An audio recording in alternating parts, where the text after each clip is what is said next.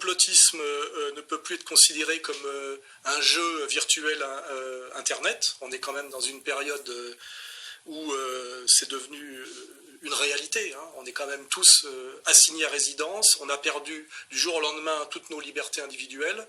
On peut être menacé par la police pour aller acheter le pain. On peut même se faire fouiller son sac et un policier peut décider que vos achats ne sont pas considérés comme essentiels si par exemple il y a du Coca-Cola et pas assez de pâtes. Donc on est dans une dictature totalement absurde qui à mon avis d'ailleurs est hors de tout cadre légal. Hein. Ça correspond à ce qui est décrété en cas de guerre, en gros, hein, c'est-à-dire un pouvoir totalitaire justifié par le salut du peuple et de la nation, alors que là, effectivement, on est en guerre, mais on est en guerre contre un fantôme, hein, c'est-à-dire un espèce de virus dont on va parler, parce que l'intérêt, là, c'est que quand même, avec le recul, il y a quand même des esprits qui se mobilisent hein, dans le corps politique, le corps médical, le corps même de la pensée sociologique, pour poser des questions de plus en plus... je dirais sérieuse, sur la réalité de cette pandémie telle qu'elle nous est présentée par le monde, on va dire, politico-médiatico-médical officiel. Et là, on voit qu'il y a des brèches qui sont taillées de partout. Et c'est ça l'intérêt du temps qu'on a eu depuis la dernière fois.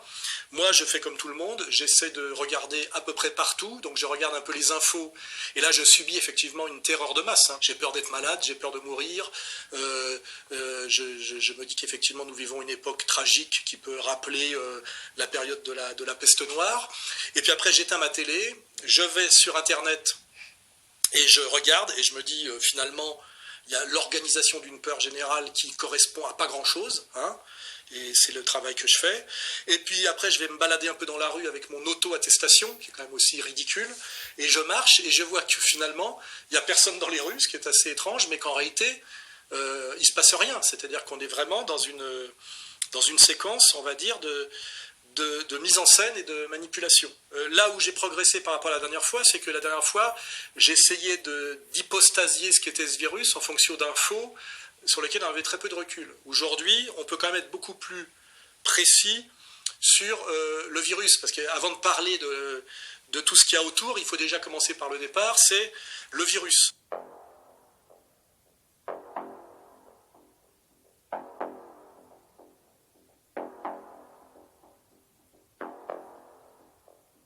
Il semble bien que ce virus est né dans un labo chinois. Alors là, on nous dit que c'est un labo chinois, donc c'est les Chinois. On verra tout à l'heure que c'est très important, cette mise en cause des Chinois.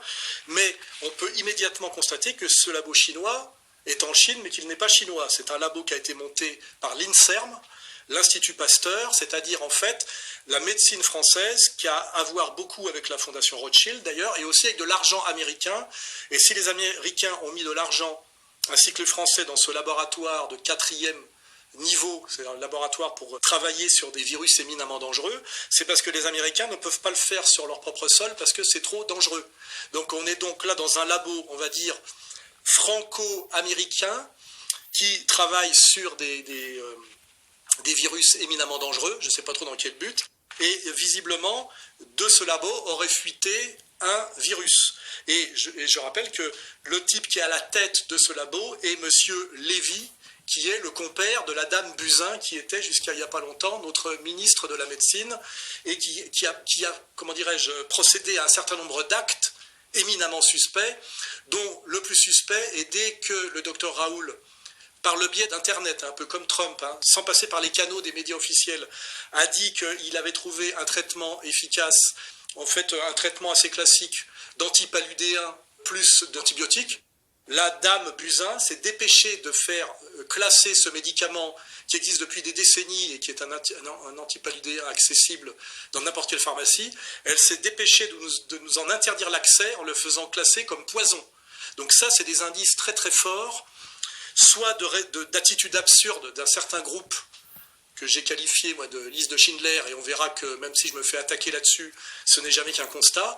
Donc ça, soit c'est une attitude absurde de la part de ces gens, soit ça justifie l'idée qu'il y aura un complot, et un complot particulièrement malsain, je pourrais même parler d'homicide, voire de génocidaire, quant à la question de ce virus, de sa dangerosité et du traitement adéquat. Hein. Et là, on est quand même, on est bien sur le cœur atomique de l'affaire. Hein. C'est ce que cette affaire, sur le long terme, va permettre de révéler.